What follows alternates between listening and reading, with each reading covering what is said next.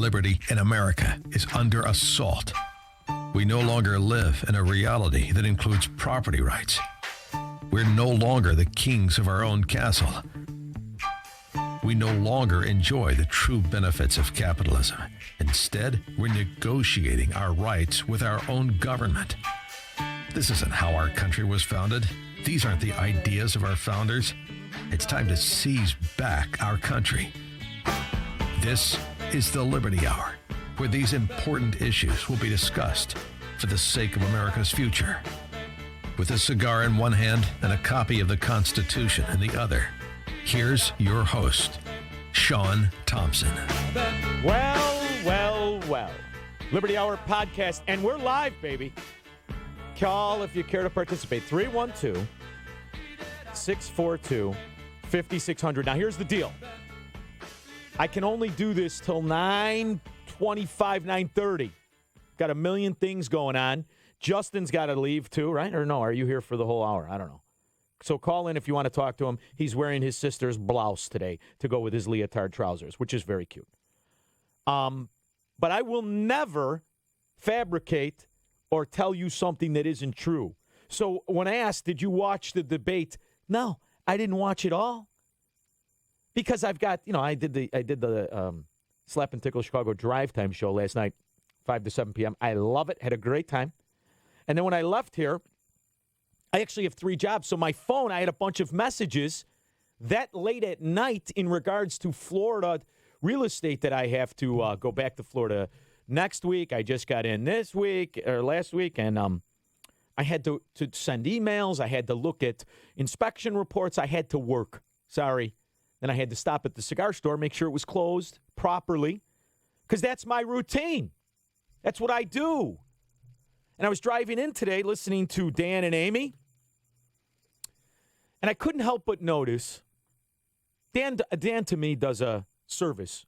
I understand he's a little dour, but he does a service when he informs you, as he has been, about the situation and climate in Illinois.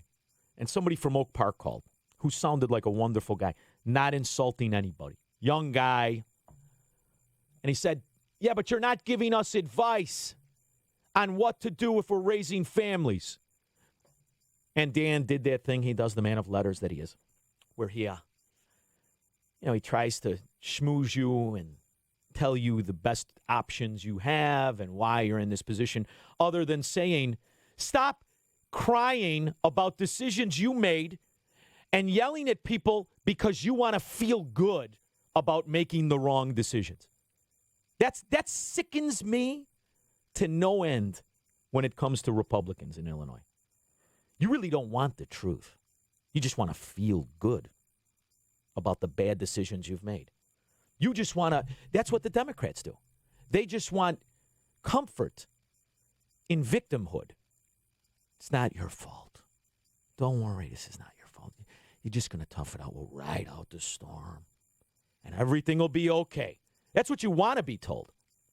And it reminds me of a tweet I got from a Trump supporter. And I get this all the time. In fact, friend of the show, guy I like very much, Verlon, came to the cigar store on Saturday.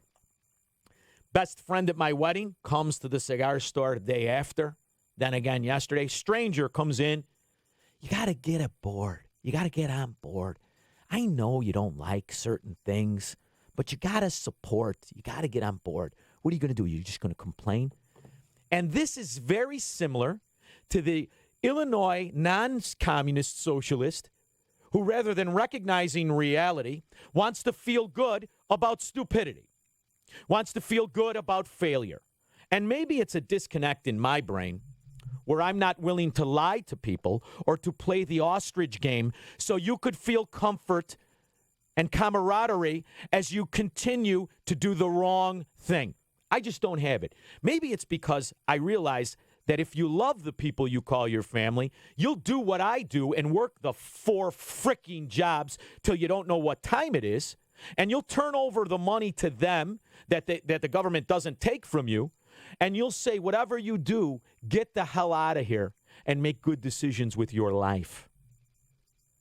You'll make sure to recognize them, not to use love as a weapon against them, so that they stay and piss away their future and their equity and their liberty and freedom for some phony allegiance to family and estate or hometown, whatever the hell people call it.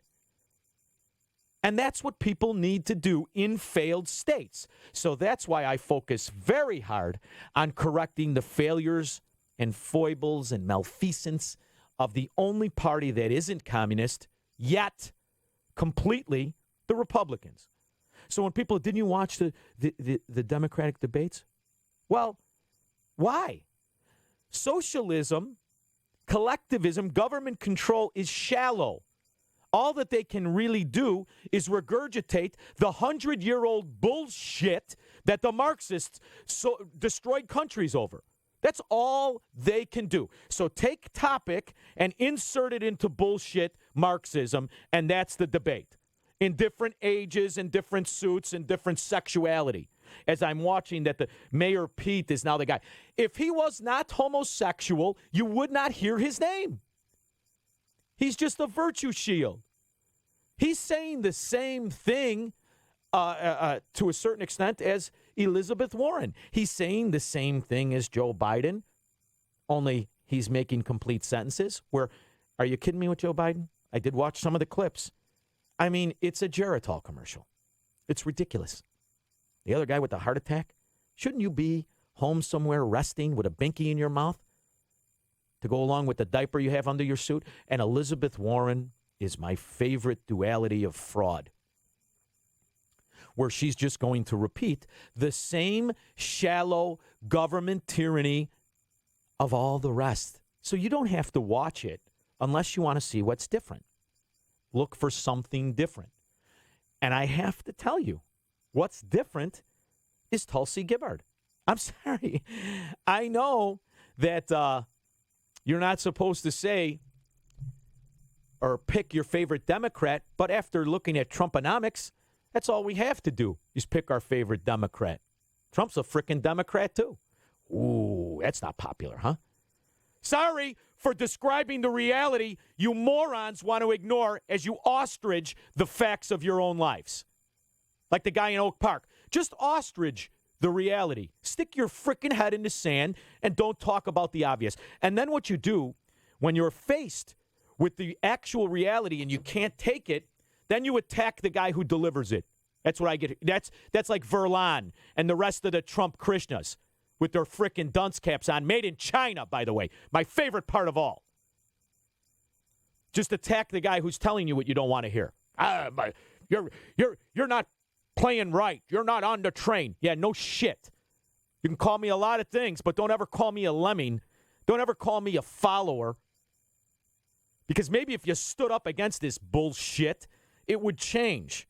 Until then, you're just trying to pick the best Democrat of the bunch. Just like George Bush was a Democrat, too. Don't get me wrong. His father, moron Democrat. No question about it. And virtually every Republican affiliated with the Republican Party, minus a handful.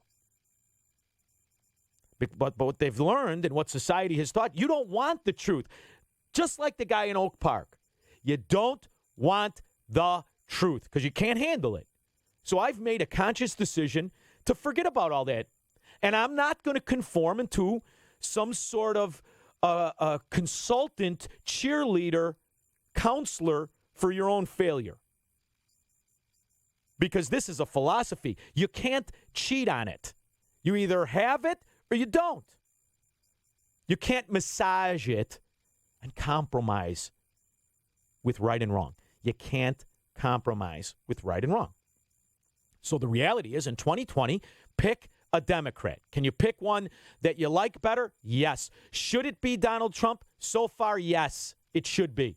Very simple, because you cannot risk a socialist. And Tulsi Gabbard, as unique and different as she is on some of the issues, she's a socialist. You can't pick her. But you can recognize the threat, just as I recognize the threat of a woman who has not opened her mouth on issues since her husband has been the presidency and leading the polls, as another Twitter follower tweeted me. Michelle Obama is leading the polls after the Democrat debate. So be aware of that. Because if Michelle Obama jumps in the race, Trump ain't winning. I'm sorry. I don't think he is. And do I need the best Democrat to win? Yes. America needs the best Democrat to win. Has Donald Trump done some phenomenally conservative advances as far as judges, and I don't mean Supreme Court, other judges? Has he gotten rid of regulations? Yes. And I wish he'd stop mucking it up by his phony trade war started by a fraud, Peter Navarro, Democrat, supported by a banking Democrat fraud shyster so interwoven with the skullduggery on Wall Street, you're never going to get rid of him. The chinless, beady-eyed Steve Mnuchin. Democrats all in charge of our macroeconomy. And yes, he's done some good things, but they're not good enough. See, for apparently, it's like a battered housewife. Where you, as a Republican in America, you're a battered housewife where you think a good day is when your husband comes home and doesn't hit you in the face because you lost your scale of what good is. It's not good enough. As the presidency has been turned into a king, and with the mighty pen, he could change the course of history, as we see. And yes, I agree with what he did in Syria. I don't think he did it right. And I think he should have did it everywhere, pull everybody out. Okay, fine. And that's ironically the one thing I agree with that everybody else disagrees with. But that's because I want to stick to a principle and not be lured in by a lie. And it's hard for us to do because we do that in our regular lives. And as I read the Twitter information, as I'm the Republican jackal attack, right, is how they turn on their own. You're too conservative. Really? You better not get too hostile. Morons. As for 8 years, you whined about Obama, and now you sit there with your thumb in your ass as Trump does the same shit. I love the podcast. I could swear. It's hard, but I can handle it. I can handle a regular show, no swearing. I could do it, but I do like to swear. Can't help it. Especially when I'm right. Like the thing with Michelle Obama. Did you see that she's leading by 5 points over Elizabeth Warren? 5 points. She's 25% of New Hampshire Democrats prefer Michelle Obama to Elizabeth Warren. Yeah, no shit. She's been a liar for 50 years. She's up there. You could tell she's another liar. And now she's starting to hunch over like the Wicked Witch as she's aging beautifully. Ironically, the most spry of the top three candidates. And I'm right about the trade war. As history is already revealing, our present is history the next day, and you're revealing the nonsense, fraud in this phony, manipulated trade war as it's released by Investors Business Daily. Peter Navarro and his phony books made up supporters, created people to support this nonsense that's now controlling American trade policy. And my argument is why? Why did we let this even happen? How could it be in a representative republic that a freaking president, be he Republican or Democrat, can seize control of trade? Oh, I know. We're not supposed to talk about it because we're getting to crunch time, right? We only got a year, 12 and a half months. So put on your hat. Rah-rah. Don't worry. That shit's coming back. You can go to all terrestrial radio, hear all the rah-rah from the fraud conservatives, from the phony Republicans who tell you don't use your judgment, just like all the Svengalis out there. Don't use your judgment and support Attila as they run ruckshot over America with their pen. The things you're supposed to stand against. Isn't that the new conservatism? And the economy, it's great. Shut your mouth and sit in the back of the bus. And of course, when an economy is great, the Federal Reserve is forced to lower the rates. What are you, stupid? And absolutely, the banking system has never been stronger, which is why we have to constantly infuse it every night, with a silent quantitative easing. That's called a good economy, stupid. And another indication that the economy is great is that they're having video conferences about how they're going to launch a quantitative easing number 4 out in the open instead of the fake way they've been doing it for the last 3 years. Economy's wonderful. Unemployment's low. I know it's the U3, and I know it's the most cooked of all of the unemployment numbers. But whatever you do, don't you look at that, you six, you stupid son of a bitch. You sit in the back of the bus and you chant that everything is great. Make America great, keep America great, and you put that stupid frickin' hat on made in China, and you pretend that's conservative. All right? That's the new Republican Party. Ostrich conservatism, where you shove your head in the sand rather than look at the reality around you. See, me, I think I'm one of those silly optimists who think it's not too late to save it. It's not too late. How do you do it? Throw every frickin' fraud out of office. Boy, that's going to leave a lot of empty seats. You're damn right. But one thing that all of us should be aware of, if you can't see that the government isn't representing you but ruling you, you're too frickin' stupid to vote. And here's the other thing. Freedom and individual liberty cannot live in a society that promotes the stupid people voting. Here we are. So what's that leave for the rest of us? Pick the cleaner piece of gaga? I say no. I say let it, at this point, to me, the only people who have the right to speak the way I am are the ones who didn't compromise their dignity and their soul and their rights by picking one of these frauds. Isn't that crazy? It's a sad state of affairs. That's why I call it rock and a hard place. And what do? You rubber stamp the bullshit Trumponomics in an attempt to hold off the Marxism? That's the only answer most people can come up with. Me too, for that matter. I don't have the answer. If you're not going to stand united and force the politicians to conform to your fundamentals and principles, then your only other option is to conform to theirs, which are none. So the only option I'm supposed to have is pick between the better socialism. Pick between the better socialists. Pick between the least corrupt of the corrupt. And don't look at the evidence. And that's how you're going to get cheerleading hosts, and I'm sorry, but this is my frickin' podcast. Listen, you want moron cheerleaders? You want to follow frauds? It's easy to do. Most of your life, people have been steering you in that direction anyway. It's a hard thing to realize. Maybe that guy I'm listening to is full of bullshit, but I'm the only guy telling you to listen to you. I'm the only one trying not to hide your eyes. Look around you, man. All of the things I indicated, if everything was what they said, you wouldn't need all this bullshit. You wouldn't need all this spending. You wouldn't need all this nonsense. You wouldn't need the control, the collectivism. But their biggest fear is to let go of the power. They don't even give a shit that it's failing. They don't really care, which is why we don't talk about the failure. They don't want to give up the power. They don't want to surrender to the republic the way it's supposed to be. They don't want to be representatives. They want to be rulers. They just don't want to get caught at it. So to me, you got but one life to live. Live it like a man or a woman with dignity and honor.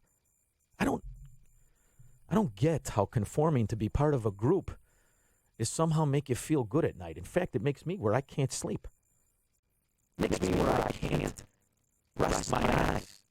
But I was always that way. I'd rather be broke with clear conscience than corrupt like Ed Burke with fat pockets. And let me tell you something, boys and girls. If I wanted to be a scumbag, I could have been. I was luckily born into an area and a situation that cultivated it. But I'm not going to do it. I don't think you should do it. I don't think anybody should follow anybody except your own fundamental beliefs and principles. That's why when I do the show, I have people on who speak like that. To me, to have somebody on who's affiliated with a political party, to have somebody who has worked with a political party as an expert, as a host, telling you what to do, means you want to listen to the bullshit and you want to be lied to so you feel good.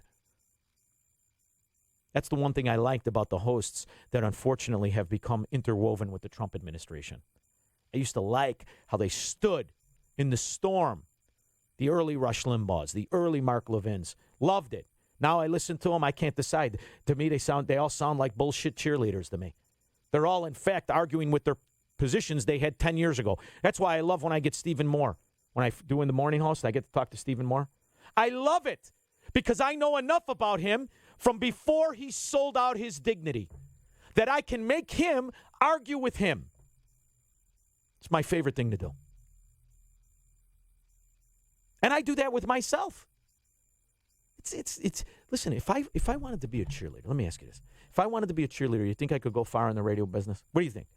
If I wanted to do rah-rah, I could do it better than anybody else doing it. Believe me, I could.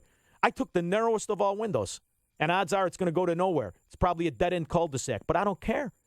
Not going to sell out, and I'm not going to compromise what I know right and wrong. Sorry, I'm that kind of stubborn. Maybe we should rename the show to Cut My Nose Off to Spite My Face, but I'll never give up my dignity, and I'll never give up the principles of Americanism. Every one of these parties is asking you to abandon Americanism in the name of America. It's ridiculous to me. But it's why cattle stampede. It's why buffalo goes over a cliff. They just follow the other one. And that's unfortunately why Verlon comes to the store, and the best man at my wedding comes to the store, and people tweet, what are you supposed to do? Just get on the train and blah, blah. I don't even know what the frick that means. That's why they tell you avert your eyes.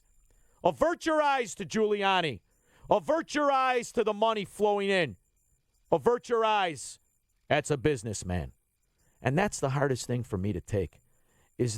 One thing Trump exposes is the contempt that most working people have for businessmen, because they believe they should be of no character. They believe they should be liars and frauds. In fact, I had a friend of my wife tell me, well, that's a good businessman, isn't it? No, it's not a good businessman. That's a freaking scumbag, you moron. That's a freaking scumbag. When you do the kind of things we did. And that's why it's hard when I'm interviewing some of the Trump supporter buffoons, some of the callers in. I'm wondering, is this how it felt in the second semester of Trump University when you started to know you were freaking screwed and you just didn't want to believe it till all your money was gone? Is this the flaw of character? I got it. Listen, I got relatives, degenerate gamblers, could never stop in the middle. The only time they realized they had a problem is when they were out of bullets. I get it. I see it. I got friends. My best friend, I've watched him go through his life and really make some mistakes, and the whole time keep himself warm with the delusion of different cults. I get it. But let's recognize what this is, and let's fight it, because here's the thing I do believe, and here's the optimism I do have. I do think, and I mean this, I think Trump wants to do a good job. I think he's a simpleton who was just buffaloed and believes his own press and believes he can fight reality and fight principles and fundamentals and somehow get lucky on the end. But this job is too big for him. Now, is he the best pick of what we got? Absolutely. But the least we can do is make him adhere to the restraints on that office. The least we can do is make him adhere to the fundamentals and principles of economics. The least we can do is say the right thing. And then at the end, if you want to pick the lesser of two evils and all that binary bullshit, go ahead. But don't give up who you are. And don't pretend that that's right. That's all. It's a very hard road. And look, you want to know the easy things to do? Here. I can do the easy things, and I love it. And this is why you have to vote Trump. Sometimes I think that Senator Warren is more focused on being punitive or pitting some part of the country against the other. How reasonable. How reasonable. My question is not why do Bernie and I support a wealth tax. It's does everyone else on this stage think it is more important to protect billionaires than it is to invest in an entire... Because the immorality of what she's saying is catching on. Because as I've had callers into my show who are socialists, who are communists, they all have one thing in common, and that is their desire to be led by fascists, their desire to control other men, their desire to strip away the assets of those who are better at life than them. Because what the sad thing in America is, we have more failures than successes, and all those failures want is retribution for their own inadequacies by penalizing the successes. Ironically, that's what runs the world. We were the one country where that wasn't tolerated. Over the course of 100 years, it is tolerated. Here's my beef. It's tolerated by the Republicans, too. And that's why they try to use words like fairness in the economy and mitigate reactions or outcomes and control them. This side is obviously worse. They're out of the closet. The other side is terrible. Pick the lesser of two evils. Fine. But don't ever tell me you're not doing it. Don't ever tell me you're not picking the lesser of two bads. And don't ever wrap up fraud as financial conservatism or Americanism, because it isn't either one of those things. So begrudgingly vote Republican, but take off your frickin' hats and don't be excited about it. And don't threaten other people to conform. Because the reality is, you people who are demanding others conform are slightly better dressed than the fascists that support these Democrats. That's the only difference. This is what Trump is doing is beautiful because he's breaking it apart. He's exposing it for what it is. Because I think it's disgusting what the Democrats and the corruption via proxy. I think it's disgusting what they've done. Just as I do what the Republicans have done. And to think that Rudy Giuliani was not helping foreign money come into this system, you got to be a frickin' moron to deny that. The only difference between him and Hunter Biden is Hunter Biden can comb his hair. That's the frickin' difference. Stand for something or bow for everything. I like the podcasts. Get to feel good about listening to this bullshit as I'm going to be inundated by all of these cheerleaders pretending to be conservatives until I'm back on the radio. Oh, see what I did there? All right, listen, I've had a good time. I got to go. I got to go do a bunch of stuff, and I got to help Frio. So listen, and I got to call Hochberg. Got a lot of shit I got to do. I love these guys. Anyway, my podcast, I don't know when I'm on doing the slap and tickle. I honestly don't know. I'm waiting for phone calls. I don't know if I'll ever do it again. Who knows after this podcast? Anyway, I will either do the podcast next week. I leave for Florida on Wednesday, but I'll do it next Tuesday. All right, we'll figure it out. Thank you so much for listening. I do appreciate it.